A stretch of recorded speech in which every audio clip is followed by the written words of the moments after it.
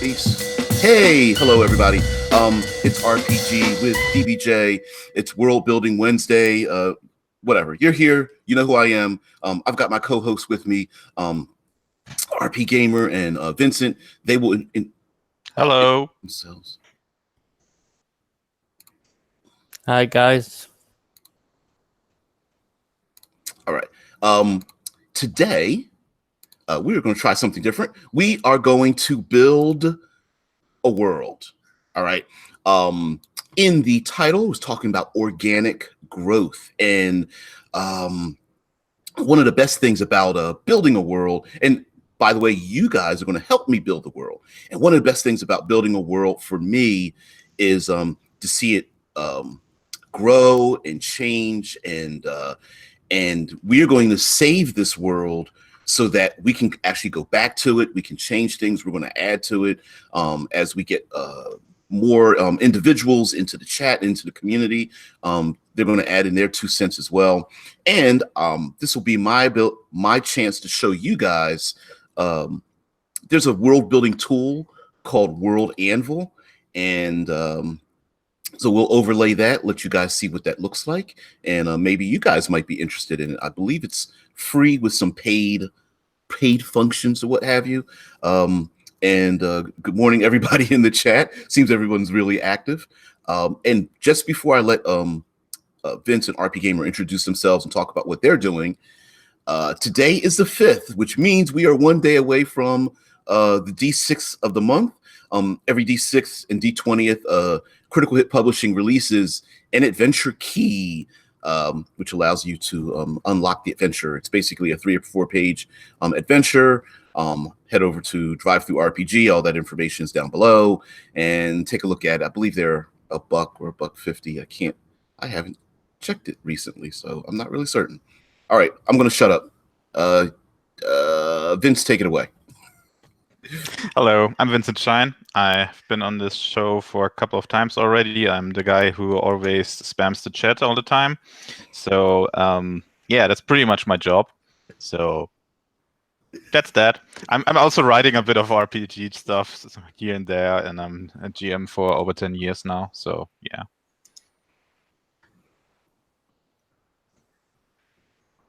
Go ahead, RP.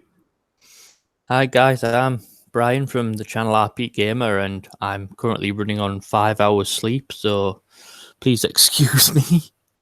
But yeah, as well as running my channel, I'm also 1/3 of Power Up Gamers Publishing, and I'll actually save that till the end so we can get on.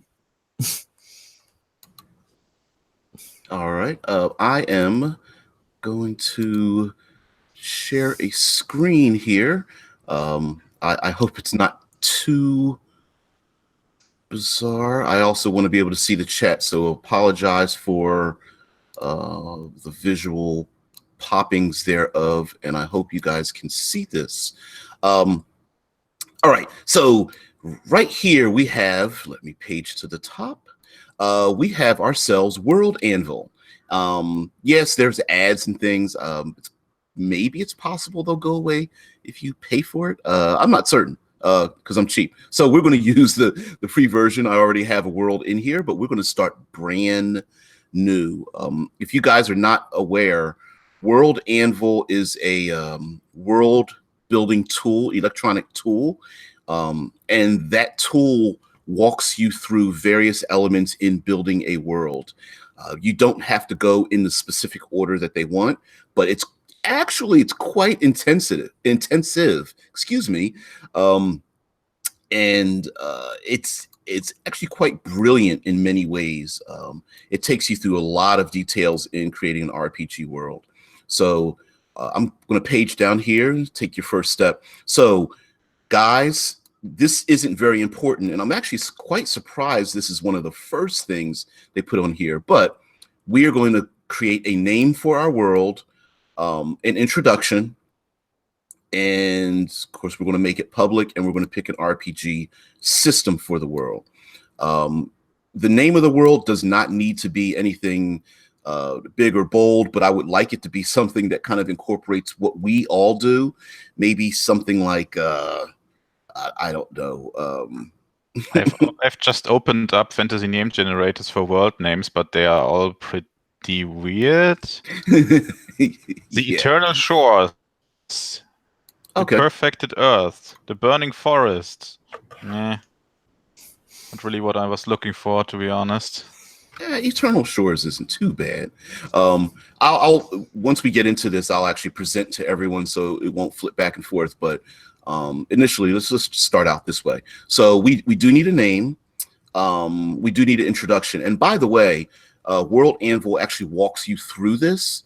So, for example, it says if you cannot think of something concerning the name, or you are not set on a name. It's not the end of the world. Put a placeholder name, and you can always change it later on. And then in the introduction, Darius says World Anvil is all right. Pricing could do with a rejig. I agree. Most pricing structures sometimes come across as either like, too expensive, or they try to nickel and dime you to death. For the introduction, write 3 to 5 evocative paragraphs describing your world, a teaser of what's to come for your readers, and your initial inspiration.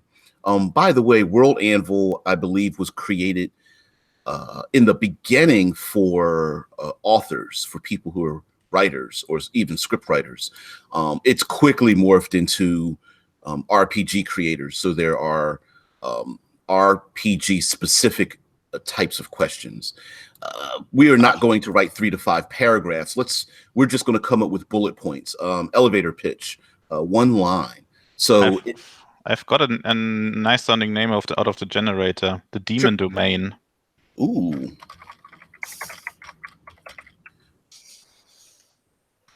Demon Domain. So also could put some weird name before it. I've got quite a lot of them also in another generator.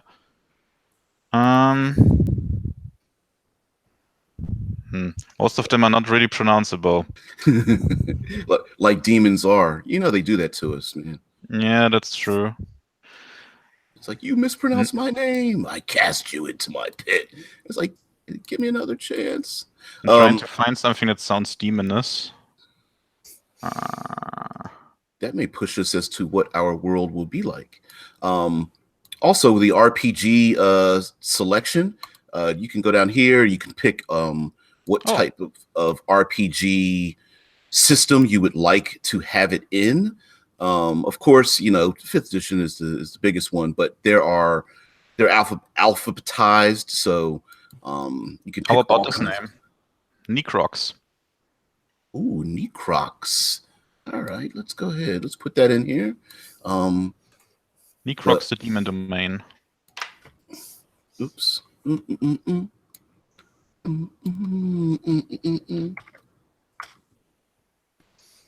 That Necrox with an X. Necrox. Oops. Yeah, put it in the chat. So.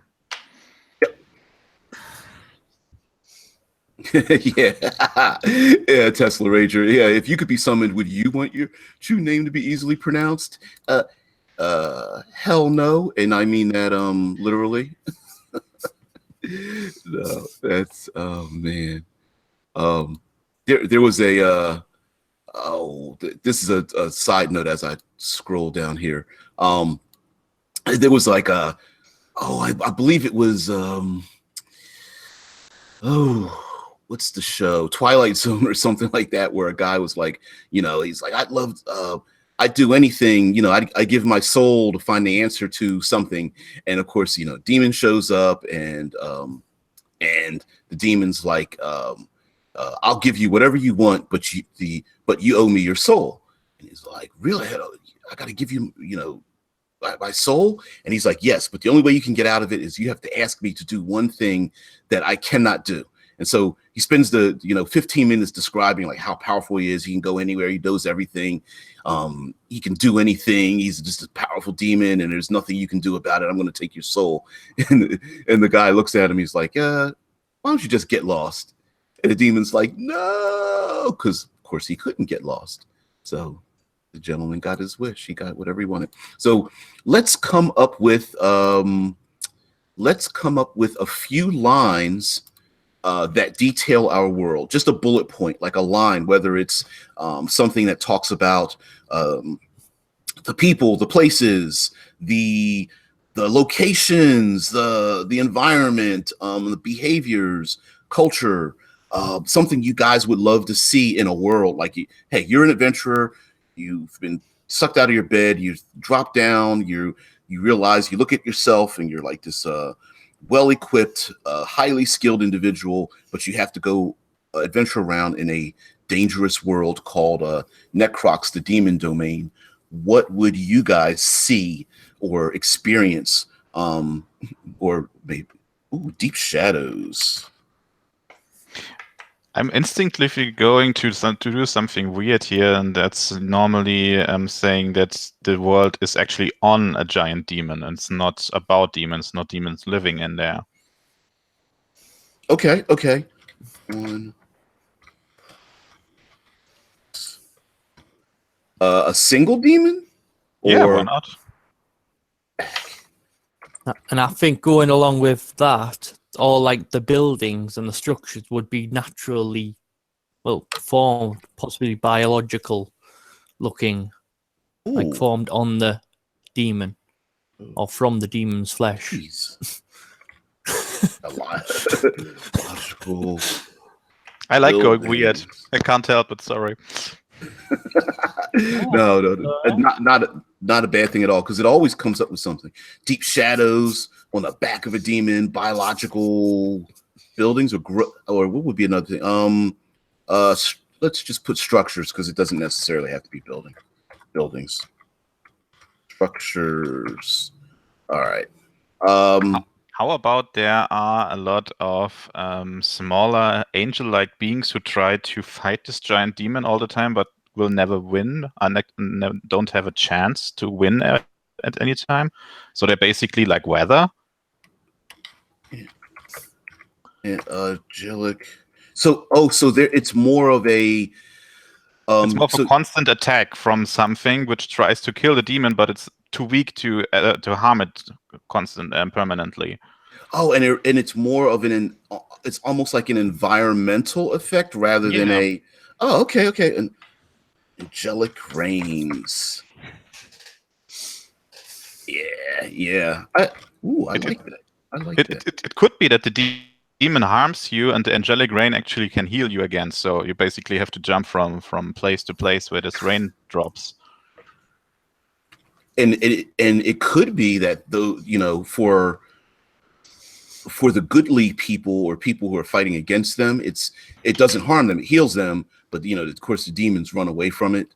Of course, as they burn and sizzle. All right, so let's create this world and see what else we have later on, because it's going to ask us some questions. Oh, same day grocery delivery, whatever. Oh, that's not part of our world. Welcome to Necrox, the demon domain. So it's going to pull us in. Now, if you notice, I don't know if I guess I could zero in.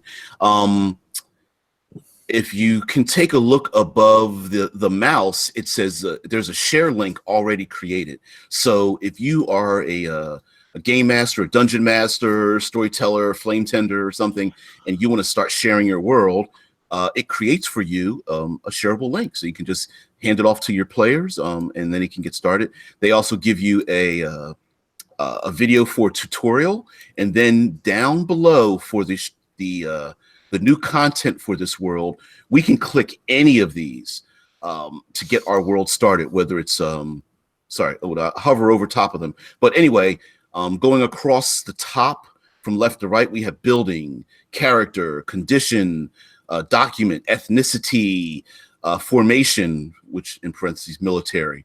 We've got generic articles, geography, item. And so all of these things, we can go in and put one or more into our worlds. We even have like laws for like metaphysical, languages, materials. And if you float over top of them, let's go back to the very first one. If you float over top, it gives you a little example of what they're talking about. So under building, it says, or landmark, wonders, natural and built, ruins, dungeons, temples, great trees, smithy, inn, castle. anything you can point to and people consider significant enough to name. So as you hover over these, if you're like, what are they talking about? What does it mean by ethnicity? And then it gives you an example. It says not the species, but the people related by common cultural ancestry, not the people of a kingdom, but the people with same beliefs and traditions. So those are examples. We will pick one of these. But anyway, there are a number of beginning points such as myths and legends, organization, profession, prose, rank and titles, RPG report, settlement, species, all the way down to like vehicles. And then very below, we have category, image. So you can import some images. Under maps, you can import a couple of maps and things. You can start to create a timeline in your world and have things inserted into your timeline. So if you are a George R.R. Martinite and you love creating like very deep timelines, you can do that. Historical entries, and then lastly, secrets. You can place in secrets, and if I'm not mistaken, you also have the ability to place information into your world and your players cannot see it. So let's go to the very top. Building, click. All right. And it walks you right through it. So let's page down to the beginning. Step 1, write your article. Step 2, turn thoughts into worlds.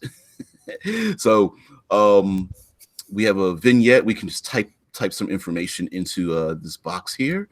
And then we have names, purpose, alterations, architecture, history, and parents, location type. There's so much stuff here.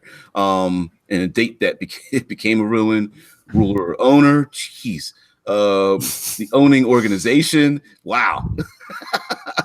we don't have to go that deep into it. Yes. Let's start from the top. Yeah. So we're gonna make a we are going to name or describe like a building, a landmark, or something like that. If anyone in the chat in Necrox, the demon domain, if any of you are thinking of a location, and it does not need to be. You don't have to think of a unique name. It could just be, hey, on the horizon there is this. Yeah. Darius Jana says this is deep lore stuff. Yes, absolutely. I mean, for example, in our world, let's think of some places in our world. We've got monuments like the 8 wonders of the world kind of thing. Here in the United States, we've got the why did my mind go blank? We've got the Statue of Liberty. We've got, which is a built monument. We've got the new location of where the Twin Towers used to be, and that is a location. We've got the White House. We have the Grand Canyon. I could suggest something, but I'm not sure if we should wait for the chat to come up with something. Yeah, and it could be, you guys can pick a tree, a building, a lake, anything that you'd like to see. And remember, you don't have to be don't rack yourself in being creative. If you just come up with one thing, what we're going to do is we're just going to keep adding to it and build off of it. And the idea here is that a very good exercise is to create something and you have no idea what the end result will be. Scott Poe says a fully enclosed keep, murder holes on its roof to fight flying attackers. Oh, sweet. Okay. So enclosed keep. Keep the no, you know what? We're going to put enclosed keep and we're going to put the details of what that keep is below. So boom. Enclosed keep. Because it's fully enclosed, I would assume it's inside of a scar of this giant demon. So something, they put a wound inside the flesh of the demon and then they build a keep in there. That's pretty nasty. All right, so let's see. Fully enclosed with murder holes. And let's see, let's also built inside a demon's body. Damn. We also have names or alternate names. Okay, now in this box up above where it has the details and such, of course, here you can do indents and here we go, like bold, italicized, underline things. So you've got the whole range of things, including hyperlinks that you may want to put into your world. And on the bottom, it gives you a little example. It says, write a free-form piece of prose, a brief evocative description, account, or episode related to the subject of your template. This will appear on the top of your article, but it will also help you begin creating the rest of the elements surrounding your subject. So as you go through this World Anvil, it actually walks you through a little bit of it. So we have alternate names. We can come to that later. We have the purpose. So what is the purpose of this this enclosed keep? Let's see. To prevent the scar from ever heal. Okay, to prevent. Maybe they even dig underneath the keep to deepen the wound over time, which takes a lot of time and effort. Ooh. This is a digging into wound to prevent healing. Wow. Oh, hello, healing. There we go. And these flying demons who attack, they are just builders who try to heal the wound. So they are maybe trying to cover the keep with some liquid or whatever. So maybe they don't know the keep's there. It's like built into the scar to surprise the attackers. Because flying in, you won't be able to see it. Yeah, okay. Maybe. Architecture hidden from view. Throw that in here. Alterations. What sort of alterations have been done to the building during the time of its existence? Which purpose do they serve? Alterations. Let's see. It see, somebody's Dead Man the Storyteller. Somebody's taking inspiration from Exalted. I haven't really. seen. I haven't to be honest, though. Alterations. How about the keep? What wasn't its original purpose? Wasn't the original? Yeah, maybe they just bought it to have a hiding spot, and then they realized that maybe they could damage the demon over time. Here we go. History. A short description of the history of the landmark or building. Don't forget that you can add the important events at the landmark's timeline below. History. Parent location. What does it say? Scott posted, never heard of that. Warhammer 40K comes to mind. Yeah. Or Diablo. Mm-hmm. The parent location defines in which locations area this location is included. If your location is a mountain range, the parent location can be a planetary body, a continent, or an island, depending on how granular you want to nest your locations. It says nothing here. You will need to create a location first. It's a pull down. Parent location. Okay, we'll pick the enclosed keep. That's where it is. Yeah, we're basically. Darius says we're basically Hellraiser Cenobites at this point.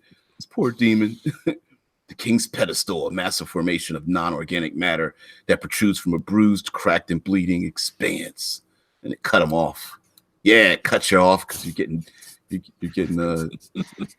deep and evil down there, buddy. Location type. The type of a location defines its place on the world and allows you to understand its relative size in the grand scheme of things. And it's a pull down. Oh, here we go. All right, so we have some alphabetical descriptors we can add to this. It sounds like it's a keep, but we have, let's see, Abbey, Acropolis, Citadel, Airport, Alleyway, Allotment, Amphitheater, Apartment. Acropolis does sound pretty good, but I'm sure Castle or Keep is way down here, though. Catwalk. Maybe you can write it in there to filter. Let's see what. Let's put. Keep. Yep, Keep is in there. Barracks, Blacksmith. Yeah, I'm sure Castle's in there as well. Date that became a ruin. Well, we don't really have a timeline yet, but that's an option as well. It says the point in time which the building became a ruin. If anything is added to this, the building will become marked as ruined. Ruler or owner. So we don't have a faction or NPCs yet, so no. Maybe just category for now. Now we have one location. Yep. I think the rest of the stuff is just very specific for when you want to change stuff or down by. Darius says makes a comment about chains holding it in place. So I'm writing down held down by massive. Put hooks and chains. All right, so we have included a couple of things. There's the ruler or owner, and it says nothing here yet. You will need to create a character first. So if I hit the pull down, yep, there's no result yet. So we'll have to go into the character section, and as we create characters, we can actually pick one of those, say NPCs or monsters or creatures, what have you, and then we can actually, the pull down should have those listed. And then owning organization, it says, and of course at the bottom it says nothing here yet. You will need to create an organization first. So we are done, and save changes. Bam. Yeah. To be completely honest, I am a little disappointed in the chat. I mean, this is an actual living creature, and nobody's mentioned any kind of body part as a landmark. See where your mind is, man. Wow. I was like, maybe that there's a field of horns, or there could be stuff. There's so much stuff. The devil's belly button. Nobody mentioned that. A large cavern. The forest of hairs. You guys are sick. Very, very sick. Oh man. Maybe deep down south it's a mountain that grows and shrinks depending on the time of day. There could be so much stuff. You could have a sea full of blood, of demon blood. It's nasty. Waking up every morning and going out to one of the numerous pusses or boils or something and popping it open to get something to drink or eat. I was just about to say that instead of geysers, they'd have like erupting boils and that would be nasty. Let's see. Yeah, you could get pretty nasty with this. Let's do it. Very much so. So under this this nasty demonic keep, we have ourselves basically pull throughs. Like if you hit design, you can hit like excerpts, and you can put credits under who designed that particular portion. Old Faithless.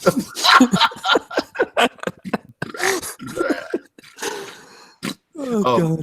You can upload images. I'm afraid to type in an image to download because we might get YouTube's probably going to shut us down. But anyway, so we do have one location. Let's go back. Let's go back a page. And oh, wait a minute. No, we're not doing that. Scott's stronghold. There we go. So we can create other locations, other landmarks that we like. So snail trail of doom.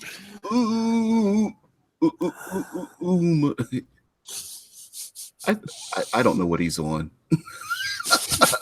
Yeah, maybe he's not awake now. Right now. What do you want to do next? Some characters? Yeah, Or some conditions would also be fun, because this is a really weird place. You could really go out on it. conditions. There we go. So apparently we are in a demonically infested location. So we can How about something like if you stay too long in these lands, you become a tiefling? Ooh, okay, all right. So let's see what we have here. Of course, we have at the very top we can give it a name, whatever this condition or affliction is.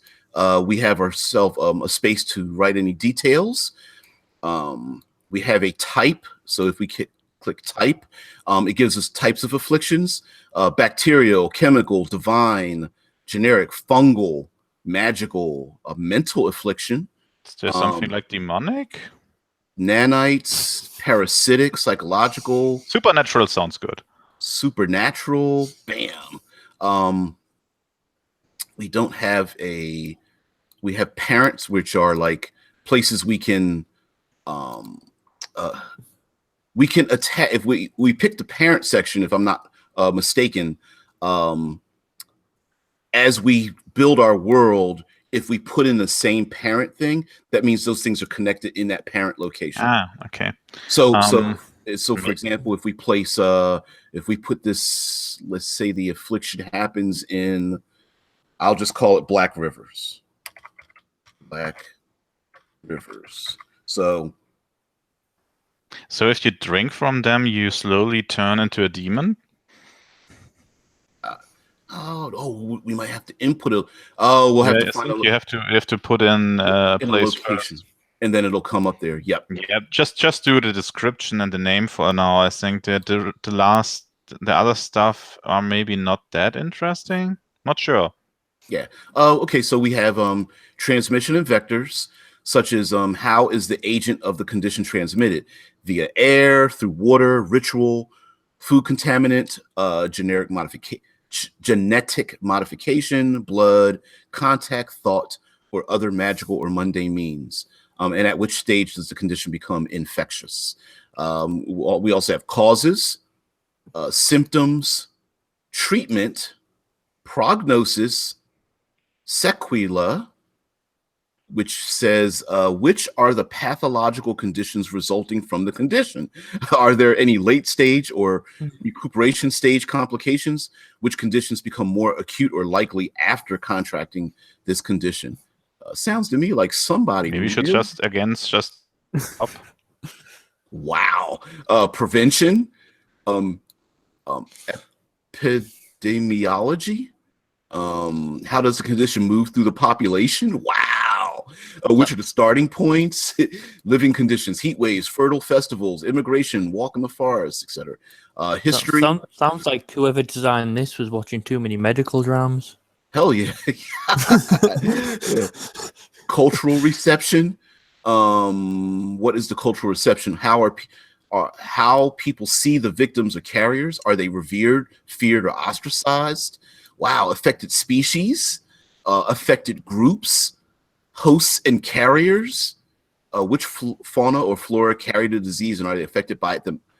Are they themselves affected themselves by it? Origin, rarity, and cycle. Wow. Wow. Okay. I think 90% of the stuff I never think about. I know. I agree with you, but you know what? I suppose if you're writing a novel, you kind of need, like, when someone asks the question or you put your characters in a position where they need that answer. I can see this being a useful tool if you're like a really grognard kind of individual. Like, how is this spread, and how long does it take? And you've got a zombie apocalypse. People want to know, if I get bit, how long do I live? Yeah, I could actually imagine at least one of your player asking one of these really obscure questions. Yeah, and when you introduce it. I've got a natural 20 on my healing check. What do I know? Exactly. and then you can always answer any question with a booyah at the end, like, there you go, 12 months, booyah, in your face, characters. Yeah, Or just send him to this page and say, there you go. You decipher it. Maybe we should just start from the top. What? That doesn't make any sense. I mean, okay, let's start from the top. All right, so let's go up here. And so initially, this is we are going to put in. He says turns into tiefling. So tieflings, misspelling it. Tief, Tief. I.E. It's a German pronounced name. I like Cambion. You darn. That's correct, like that. Tiefling. Tiefling. I hate these people who call it Tiefling or something like that. Yeah, I've heard Tiefling. It really triggers me as a German. We all have to have our triggering. We those of us stateside, we love stealing things and then pretending like it's ours after we mispronounce it. Yeah, it's kind of our thing. I was really confused when I found out that Tiefling is the actual English name of this thing too. I thought it would be a German thing and they translated something, but no. Nah. Yeah. Now we will, if the chat could come up with a name for this affliction. So something in the world transforms people into tieflings. It is supernatural, and it is transmitted some kind of way. I was thinking something about the Black River, so liquids. Let's put it transmits through drinking. Wow. My fingers are in a odd position. What is going on here? Okay, let's see. Drinking from the Black Rivers. Oh, demon's blood. Okay, we're Demonification. Someone came up with the title. Demon's blood.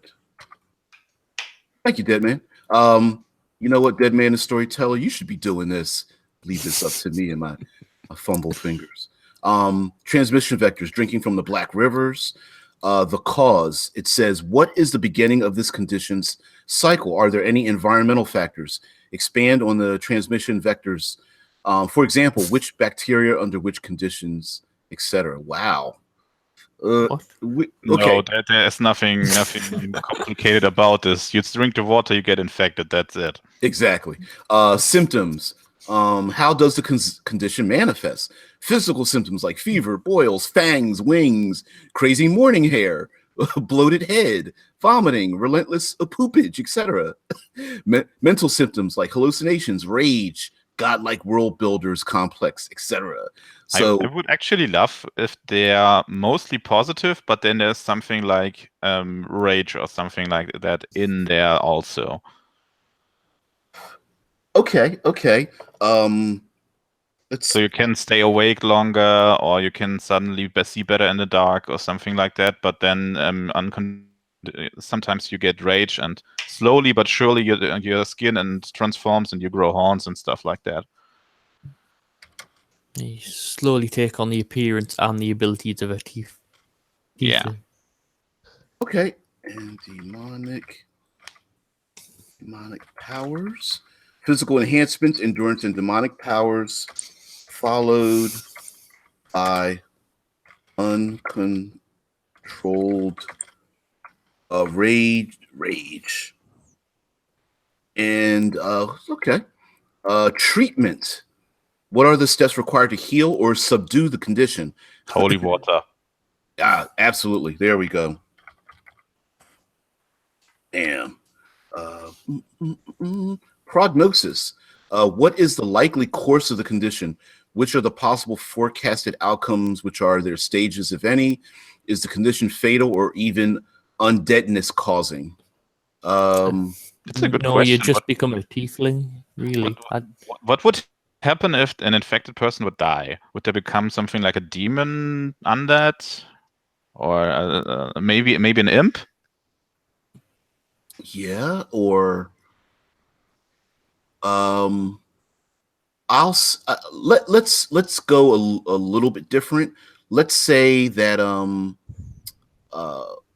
let's do something like either they become some sort of like well, if the person dies, they actually become like an NPC, but maybe they become something like some either like shadow demon or something, or maybe their body it's like alien, like their body spits out like some kind of ooze or small creature inside of them, or it, let's make the act of dying pretty horrible,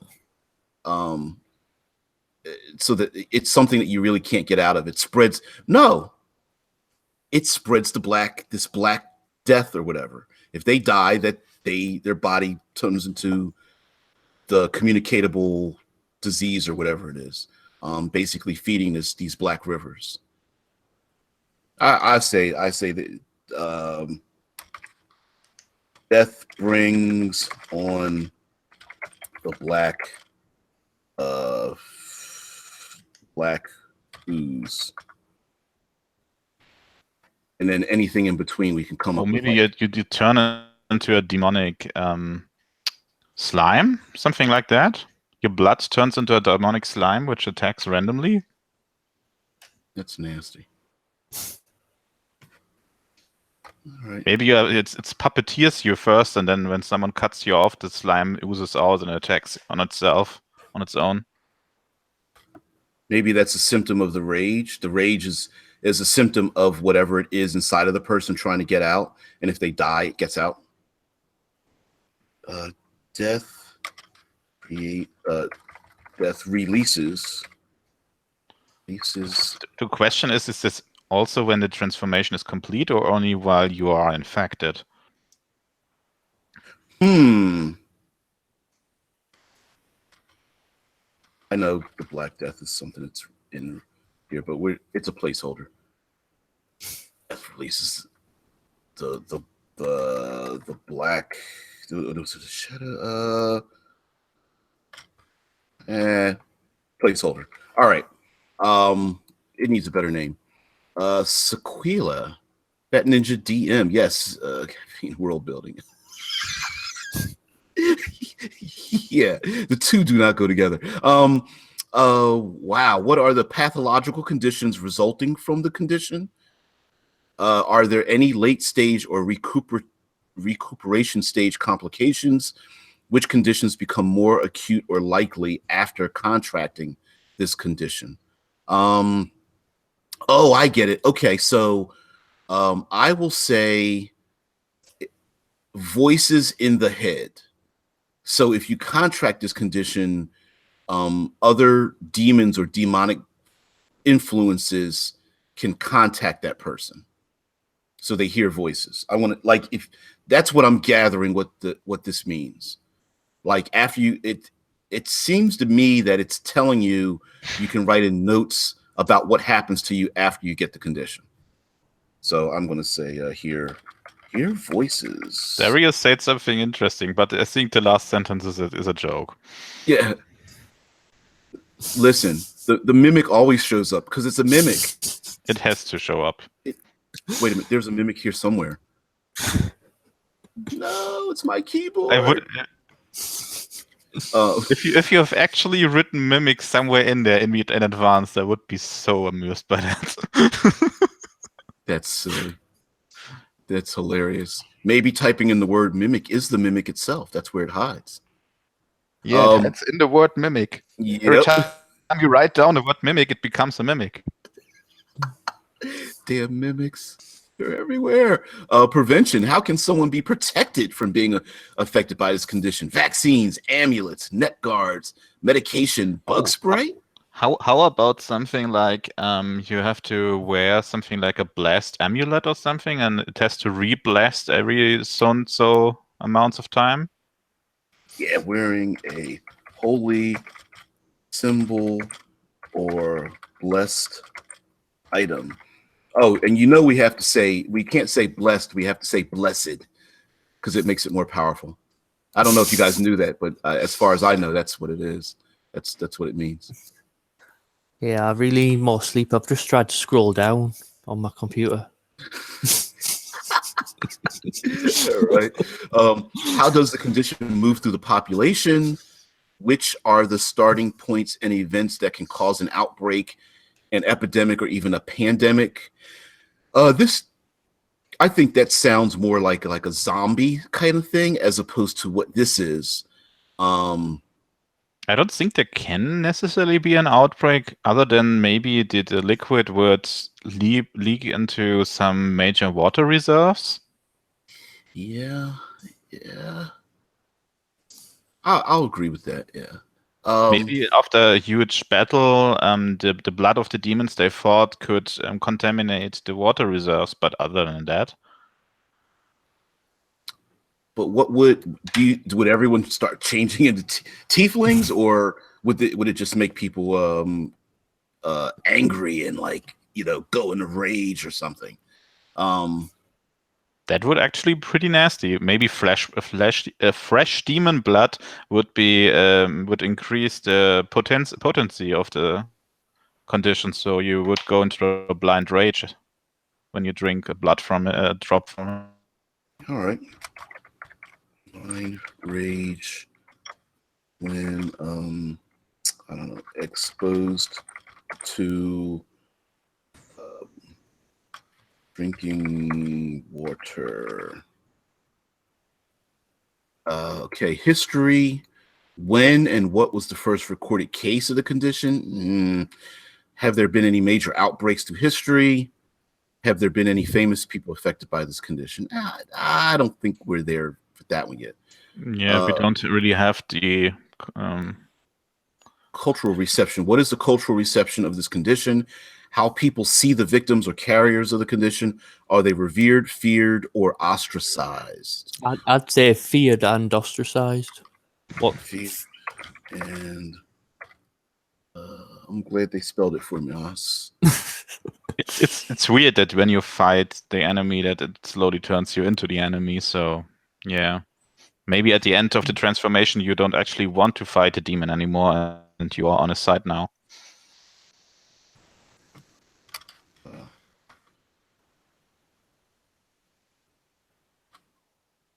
Oh wow! Thanks to Fat Ninja DM. Thanks, Ninja. Boom. Damn. Sorry, he's working on a little project. Probably while he's listening in on this. All right, so feared and ostracized. Now, would let's see, affected species make a selection? What happens here? No result. Okay. Yeah, I think that comes from a list. Yeah, and there's no pull down. So I'm presuming that we haven't created any species. So if we create species in World Anvil, they'll probably appear here because it says make a selection and there's no results found. So that means that we haven't made any species in this world yet. Yeah, I think all the other things that you can actually write in there are way too detailed for us to fill in now. Maybe we should just go on and maybe build one more thing aside from putting in too much details on the two things we already have. Exactly. We're saving changes. Bam. All right. So let's click World Summary. Let's see the welcome Necrox. So I think a major NPC of the world. All right. From kings and queens to heroes, peasants and gods character. Not the world itself, though. Because, I mean, the world itself could be a character, with it being a giant demon. That's true. You guys are cut off on my side all the time. I'm not sure why. I turn off my camera for a moment. See if it's fixed. All right. Write your article. Okay, so here we are going to design an NPC. Of course, we have a title up here. Let's just take a look at some three or four things down the line. Vignette, a little bit of detail. Year of birth, year of death, circumstances of birth, circumstances of death. Eyes, hair, height, weight, ethnicity, species, current location, character portrait, and related prose or articles. The big question is, should we make our demon an NPC? That we're on the back of? Yeah. Unless people talk to it, I don't know about that. Well, I mean, it could be, but it would be really weird. that would be very weird. Maybe it would more be like a god or something. Yeah, I would put it in. I would put it in like a divinity of sorts, like that level. I don't know about making it an NPC. Okay. Yeah, I imagine they would see it as a god. I mean, thinking to the Discworld series, they're on the back of the turtle and the elephants, and they see them as like gods and divine. Yeah. So Maybe we just make something like the leader of the organization which tries to kill the demon. Okay. So maybe they are the last remnants of like there's like this angelic rain that comes down, which is I'm assuming it isn't sentient in many ways. It just has this angelic rain is more of a environmental or it's motivated to do it. But I think it would be interesting if there are actually angels flying in the sky who constantly attack the demon, and which simply don't care about these small humans or whatever running around there. Okay. So we have to come up with let's come up with an angelic name that has to end with EL. Yeah. Like it's got to I'm end pretty with. sure Fantasy Name Generator has you covered. Okay, sure. Yeah, every angel name ends with EL. There's actually an angel name generator. So okay, go for it. Here you go. Asriel, Jabriel, Herchiel, Zetkiel. Zetkiel is not that bad. Okay. How do you? I'll write it in the chat. Oh. Yeah. The angels always had Zedkiel. It's IEL. Okay. Zedkiel. Let's give it like a descriptor like the Ravager or something, or Ezekiel. In the chat they had prophet and architect of the invasion. Okay.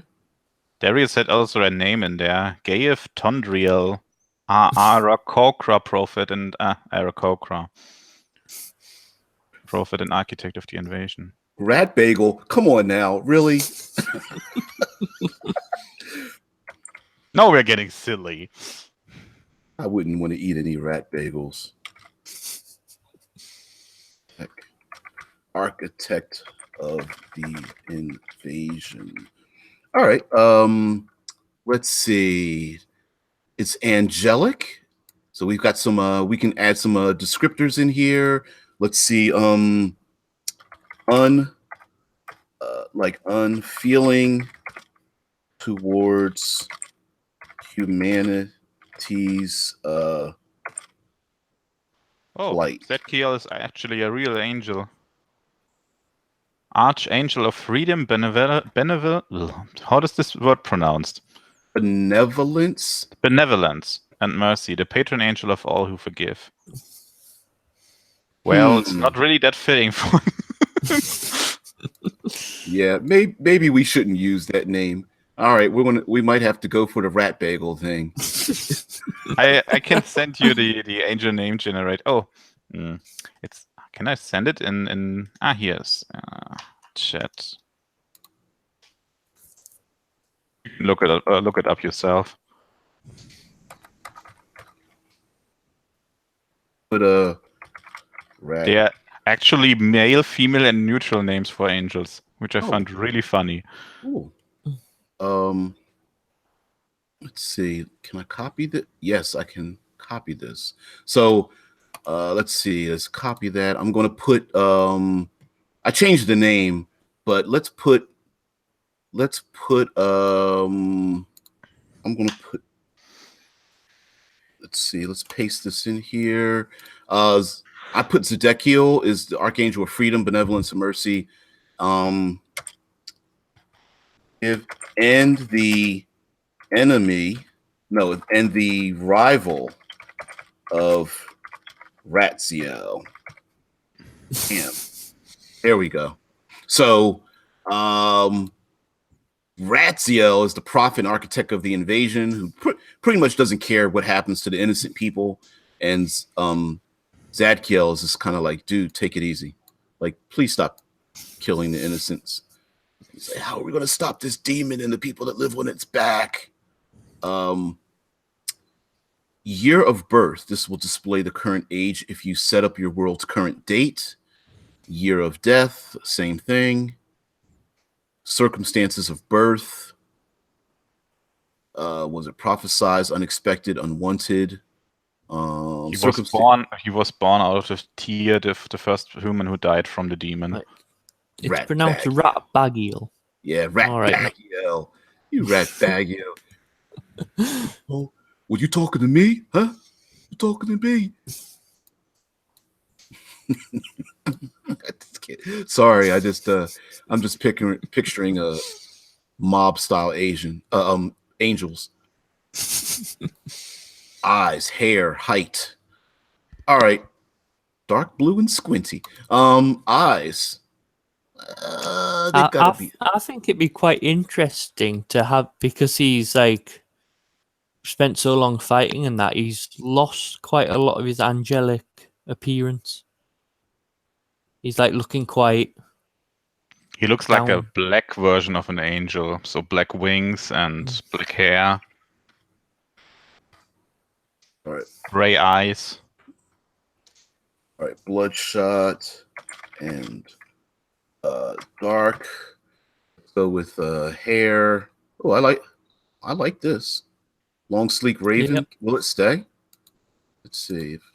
Okay, let's leave it there. Height 6'11". Wow. Let's keep that. 120 pounds. For somebody 6'11", that's pretty narrow. Maybe he's made out of marble or something. Ooh. So he'll be really heavy. I like that. I like that idea. So it's already cracks down his skin and stuff. Weight, let's put 2 tons.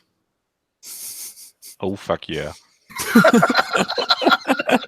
just go on and just sit on him. You can't escape. Yep. Ethnicity. We need to create ethnicities first, because that's why there's nothing there. Yeah. Which angels don't really, unless angelic is an ethnicity. Species don't have that. Current location. Where is the character currently in your world? And I don't believe there's anything here except the enclosed keep. Character portraits and related articles. Okay, let's save those changes. Bam.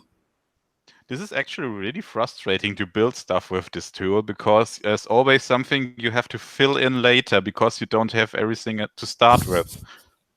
You basically had to fill in everything with just a name and a short description and then try to do everything else. You know what? That actually makes a lot of sense. I mean, what you're saying, although it's not telling you to do it. So in many ways, things like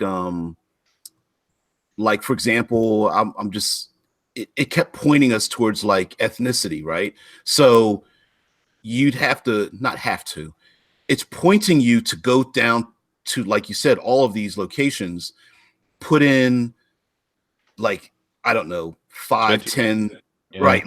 Not even details, just ethnicities, pick, make up 3 or 5 of them or something. Geography, picking like, a bunch of locations, and then it starts to propagate through the material. Although I imagine ethnicity that would go into like what species does this ethnicity apply to? So I clicked ethnicity. Okay, we've got same port at the top, a name, some detail. Let's see, we've got family names, female names, male names, unisex names, other names, and that's Ideals, customs. Ideals. Let's click ideals. Okay, beauty. These are all ideals. What I guess what the ethnicity considers to be ideal for them: beauty, gender, courtship, relationship ideals, customs. I'm sure it's similar to it. Customary codes, shared values, major language groups and dialects, common etiquette. I dress code. assume this tool would be really helpful for someone who doesn't really know what to write, but also has a lot of motivation to do so. Because for normal newbies, this would be really overwhelming.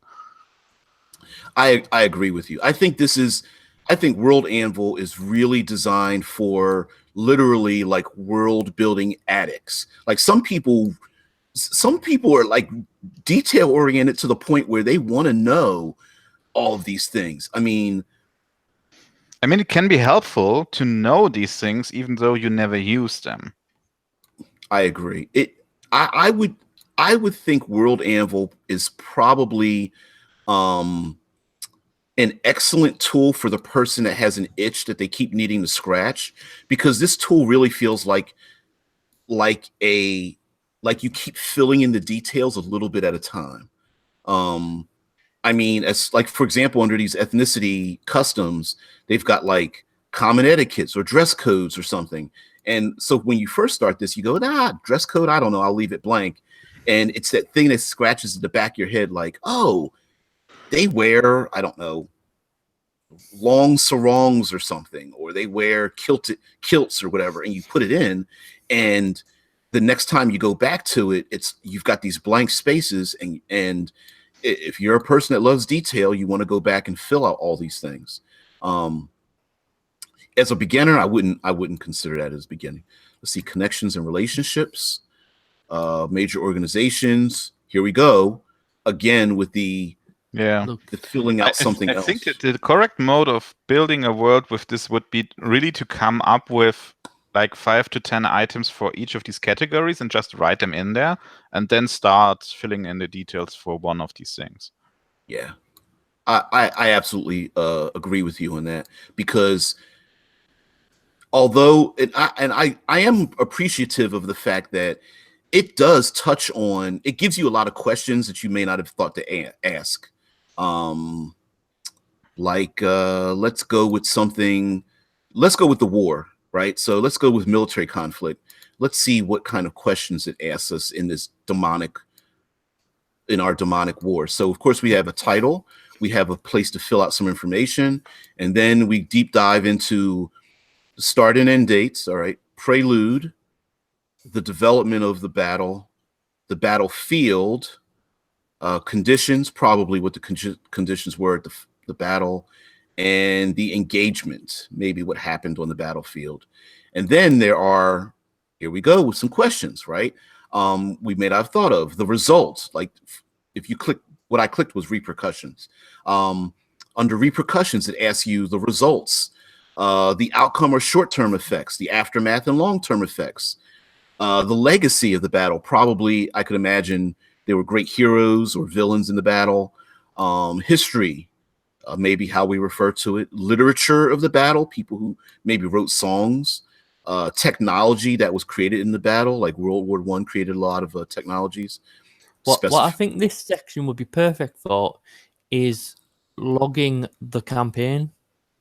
Like, because most of our campaigns involve some kind of war or battle, and we can pretty much just log it as it's happening, as the sessions are happening. Yeah. And if I'm not mistaken, World Anvil, you can open this up to your players as well. So maybe you can have some help designing this world. Yeah. Like, listen, your job is to create all the ethnicities, dude, go for it, or each player maybe you assign each player to be from a specific region, and then they get the chance to fill in all these things. Yeah, what I just wanted to say, because when you make characters, you could just let the players make up everything they use for their character. So if they had a sword with a special material, they can fill in the material or the ethnicity or the specific group they are coming from or their home country. Yeah, I absolutely agree with that. If someone says, my sword was made from a fallen star, like a meteorite or something. It was made from the metal from a fallen star. Then you can include that in there, and then hopefully like that propagates throughout the World Anvil. So maybe there's a celestial event, and then or a location like it fell into a swamp, and so now you have a location of a swamp, so you can put that in there, and maybe that appears. So I would definitely, if you really wanted to use this tool, like really fill it out, I think it would behoove you to get some help and say, hey, listen, you're making a player character. You're from the City of Thieves, dude. Put all that stuff in there. Put everything in, if they're into that. So anyway, for this, I've been scrolling up and down for this battle thing. Here we have like a conflict type. Okay, gives you some things here. Battle, sieges, wars. We have ourselves battlefield type. Land, urban, naval, air, space, extraplanar. Parent conflict. Okay, so that'd be like World War II, where you had World War II, but you had all the battles that took place within it. Yeah, all the references when you hear people say Eastern Front or those kind of things, you could probably, but again, there's nothing here, so you would have to again fill out this parent portion of it. Like you'd have to work from the top down, basically. Yep. All the time. Yep. Here we go. Locations. Again, here we have locations. People would have to put in some locations, maps. So I personally, when I try to build a world, I usually start out with a map where I leave a lot of blanks, and then I go from there. Which World Anvil gives you a lot of blanks. It's just maybe having the blanks in your face could seem a little overwhelming. Yeah, basically you have to come up with all these things right now, and then you realize that there's something missing, and then you have to do that then again and that again. It's basically an endless cycle.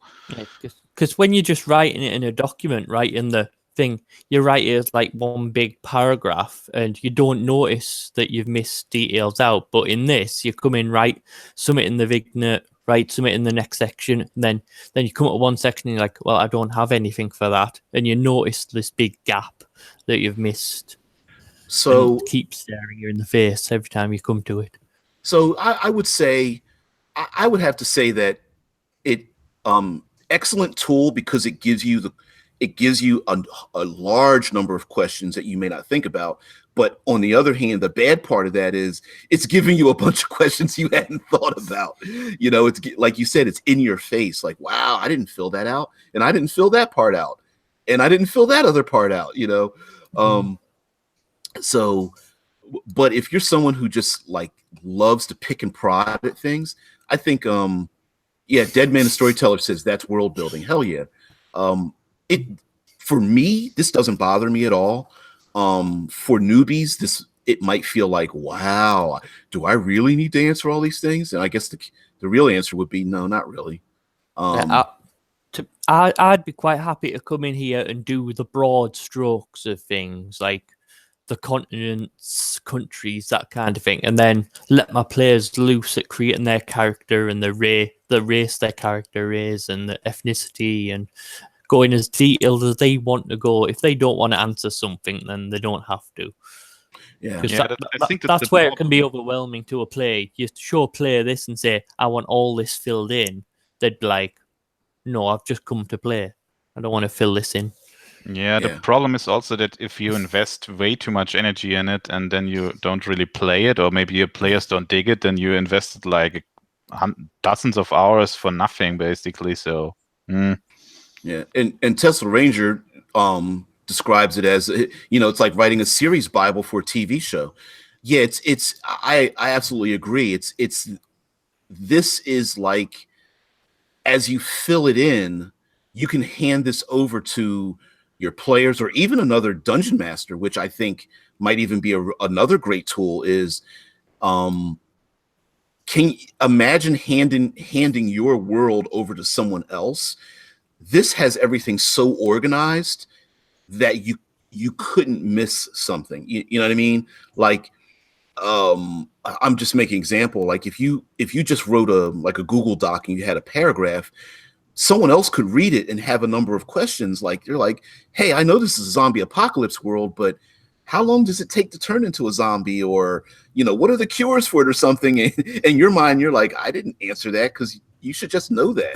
And the other person's, thinking like they would love to have concrete information. So I think this is a good tool to hand to someone else without having to explain the whole world. Like, look, here's what I filled out. Here's the blank spaces. You guys go for it. I think this is a totally interactable like settings guide. Pretty much. Before you publish the final settings guide, you can share this around with other GMs and that want to run a game in your setting, and they can add to it where they've made changes, or like you didn't think of a certain part of your world and they've added that in. Yeah. And here's another, just before I start scrolling, here's another little excellent tool. It says search in Necrox, the D because they shortened it. But you can do a search function. So if you're looking for a specific piece of information, because maybe the world is so big, you've written enough and you don't really remember where you put it, you can type in maybe like the name of an NPC or the swamps or something like that. And so it automatically allows you to search your own document, which is actually pretty cool. Especially if you lose something and you're like, man, I can't remember where I put that. I click species, and of course we have a title for a species, some information, and then when we come down here, we have like scientific classifications, which hell, I don't know scientific classifications. Saved my life. Homo sapien. There we go. How would you scientifically class a made-up race, though? Demoness, extra infernus. I think they do haven't they? I think it's Homo sapien for humans. I think it's Homo sapien. I can't remember what it is for orc, but they're all Homo sapien something in the. I believe somebody has like done the scientific classification for all the D&D races, and they're all Homo sapien whatever. Now, in World Anvil's defense, there are a number of there's tutorial videos. If you go to the homepage, they walk you through some of the tutorials and such. And if I'm not mistaken, there are quite a few people on YouTube that may have done so as well. So there's a community. You can ask people in the community. I believe they have a Discord channel for that. So World Anvil doesn't exist in a vacuum. So we can't. Let's not punish it for that. You know what I mean?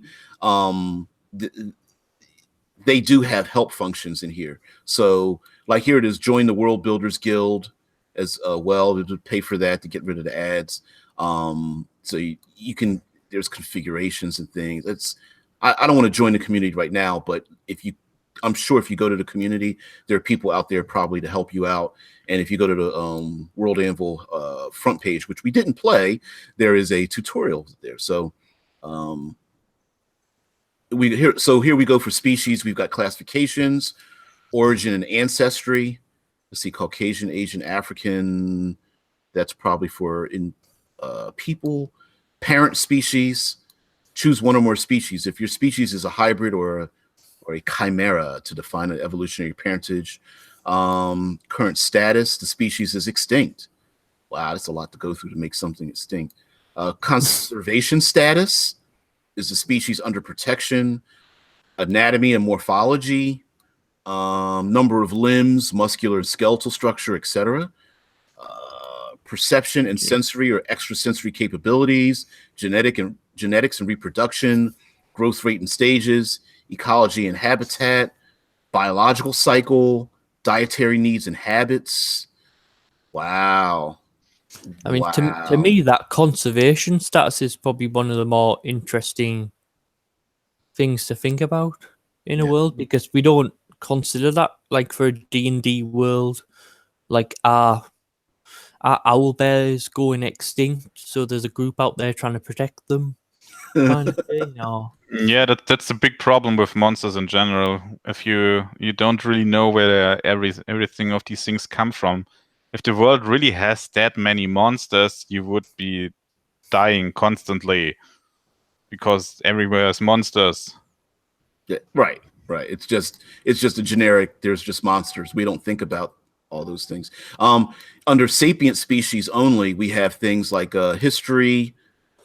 Okay, this says keep in mind that these are meant as a general understanding of the social structure of the species. Languages, technologies, etc., can vary from one organization, such as state, kingdom, etc., to another, or between geographic locations.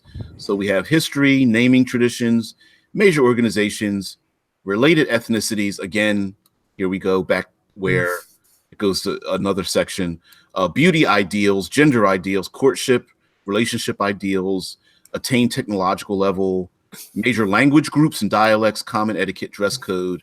So here we are back to some of our ethnicities. These, I'm assuming these are the generalized things, like what everyone of that species has in common, and then in ethnicities you can like go a bit more specific, like what that culture does differently to the overall.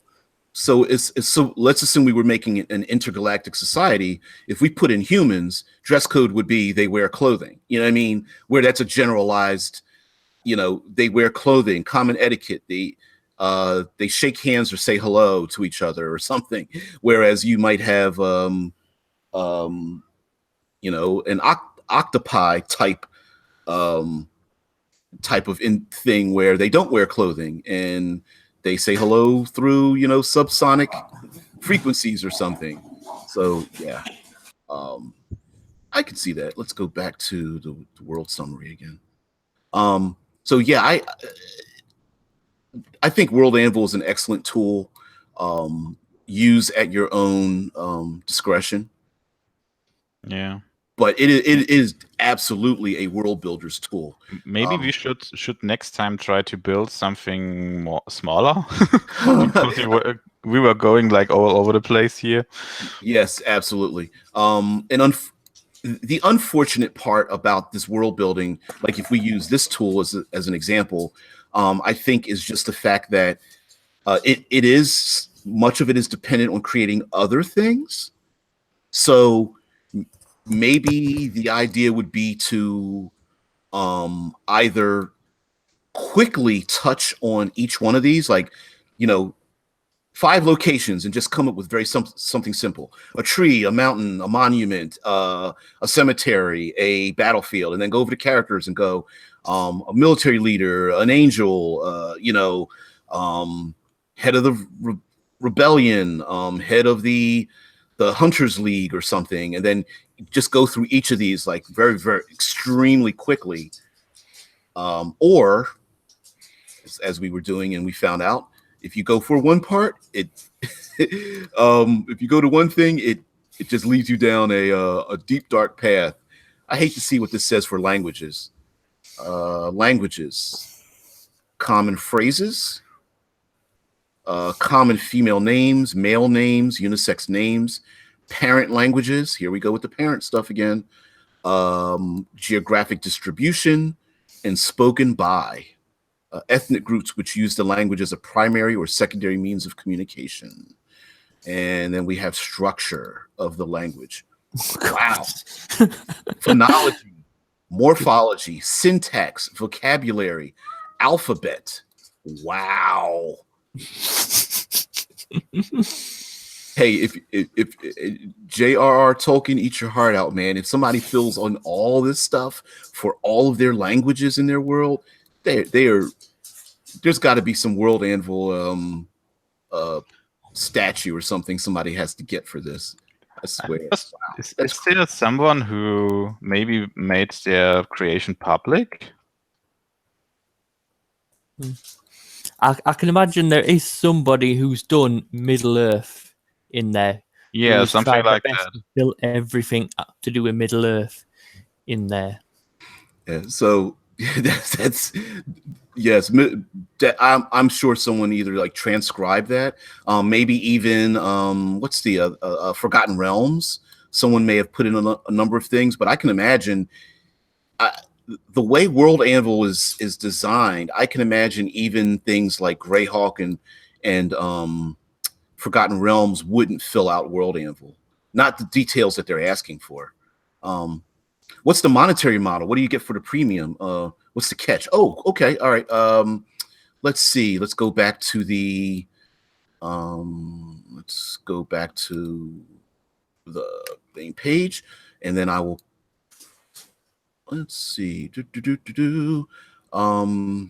It now there are ads. Okay, what's the shop? Here we go.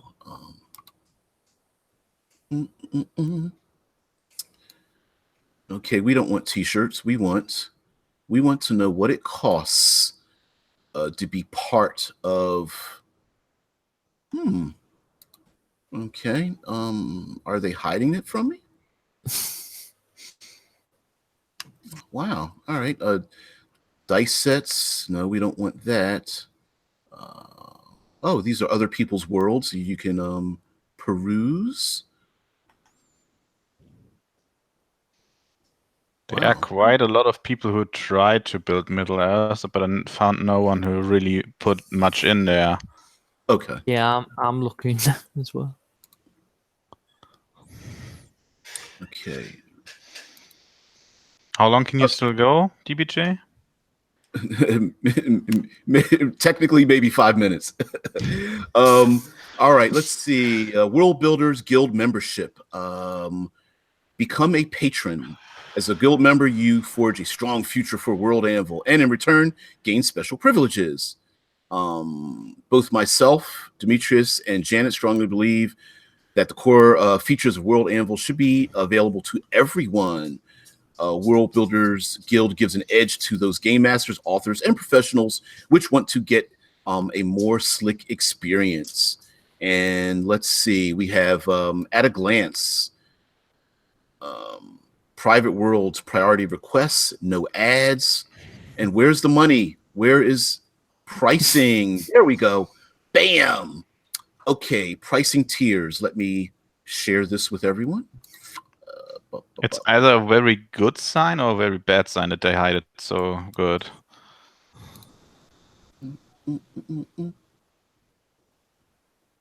Sorry. There we go. All right. So right here, we have ourselves the Freeman, which is 0. All the basic features, keep it simple. We have the Journeyman, perfect for new world builders and storytellers, and that is $3 a month. We have Master for the strong storytellers and world builders for $5 a month, and the Grandmaster, seasoned professionals and perfectionists at $10 a month. And it gives you, for example, it gives you storage from 100 megs to 5 megs. And let's see, the top tier is 5 gigs plus 25 megabytes for maps. Worlds and universes. You start out with, you can create 2, 5, 10, an unlimited number of worlds to create.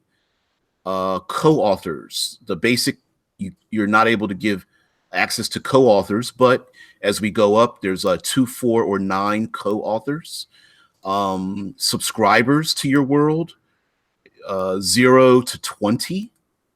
And if you start to pay, you can have things like article and world word count goals, no ads, themes, CSS personalization, Discord webhooks, advanced customization features, voting on upcoming features, suggest features for voting, map layers per world.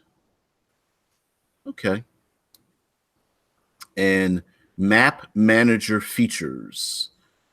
And these must be, maybe they have a set of maps that you can use and maybe even modify, science fiction pin set, etc. So it's a monthly thing. And do you need more co-author subscribers, or you want to help us more? Check our Patreon page. Excellent. All right. Dead Man says, don't forget to include the links in the doobly-doo. Yeah, got to put the links down into Doobly. Yes, no, I will. Worldanvil.com, but yeah, I'll put that in there. So there is a monthly fee. So I suppose you can start off with the cheaper version, the Freeman, and then if you get pulled into it, as many world builders do become, you just get addicted. Now I can imagine. Remember, this isn't just a role playing tool, but if you are a content creator, this might not be that bad. Because you could pay for this at the top tier, right? $10 a month. Let's say there's 5 writers trying to create a world. I mean, a fully fleshed out world with languages and species and things. I don't think it's that bad. I mean, 5 guys, $2 a month, unlimited worlds to come down here, have like 9 co-authors. So you can invite people in to start filling some of this stuff out. Yeah, I don't see a problem with that. I see a problem with putting the energy in to do it. I don't see a problem with having access to do it. And especially if you have open access, you can have individuals just pop in whenever they want to and start putting in more and more and more information. And as it propagates through it, through World Anvil, I can see when you return to it, the changes made are already added into the document. So you don't have to go searching for what's new. It should just show up when you hit like locations or species or new ethnicities. It'll just show up as an option for you to pick them. You might have to have some communication with each other to say, hey, I did the swamp area. I added, 3 more communities, and then you're done. All right, so I'm going to stop sharing this. All right, guys. This is of course my rather chaotic and hey, let's dive into something I don't know what the hell I'm doing. A live stream. So thanks guys for being a part of it. I am going to put that in Dead Man's Storyteller, who's probably like, I'm already on World Anvil now, so F you guys.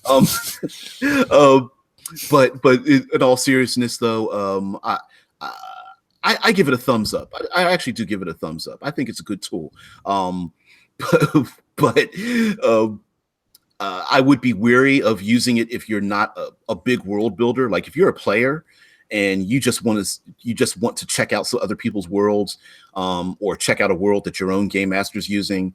Yeah, go ahead and deep dive with that. But if you're someone who doesn't like the tediousness, that granularity, maybe World Anvil isn't for you. Maybe a simpler method of world creation might be a better choice. So, all right, let's wind it down. I'll sign off first, and then I'll let these 2 guys say goodbye. So, of course, I'm RPG with DBJ, contributing writer. Tomorrow is the D6th of the month, so there will be another new release for the Adventure Keys. All the other information is going to be down in the doobly. I will put World Anvil down there with a number of other things, such as Con +1 is coming up. It is an online convention, as well as many other things, such as Power Up Gamers, RP Gamer, and Darius Jana. They are also, their information's below. They're 2 writers for Power Up Gamers, and as well as checking out all the other live streams. Hey, if you have a long commute or you have strange biological need to sit on the toilet for long periods of time, go check out the rest of these videos. They will occupy your time for forever. You'll have plenty of audio and video to watch while you evacuate yourself. All right, you guys can sign out. Go ahead, Vince. Really bad ending from DBJ in my opinion, but okay.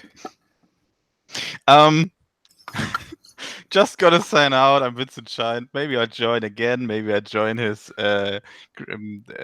group also in the future. We will see. So it was fun. Maybe we'll do something more concrete next time. Maybe a small dungeon or something. Yeah. And let's see. Have a good day. Yep. Go ahead, RP.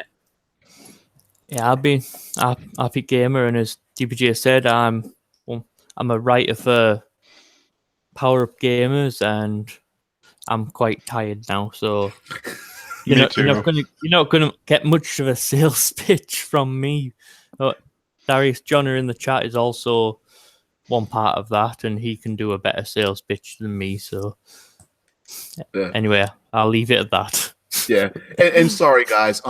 Me, I'm very like seat of the pants. Let's just jump right on into it. So yeah, as chaotic and all over the place as it was, sometimes we just actually just need an opportunity to just jump into things. I'm a person, I don't really care about making mistakes or looking bad or trying to impress anybody. My thing is just finding creative tools, using them, experiencing them, sitting around the table eating a digital pizza with you guys. So I really appreciate it. And a Fat Ninja DM says, if anyone from the community would like to get a tour and possibly get trained up to use Fantasy Grounds, I'd be more than happy to facilitate that for DBJ and Critical Hit Publishing. And for you guys, yeah, check out Fantasy Ground College. Fat Ninja DM is one of the many people there who can walk you through Fantasy Grounds, which we had a very productive tutorial kind of walkthrough beginning thing as part of that as well. So guys, thank you guys very much. Have a very good day.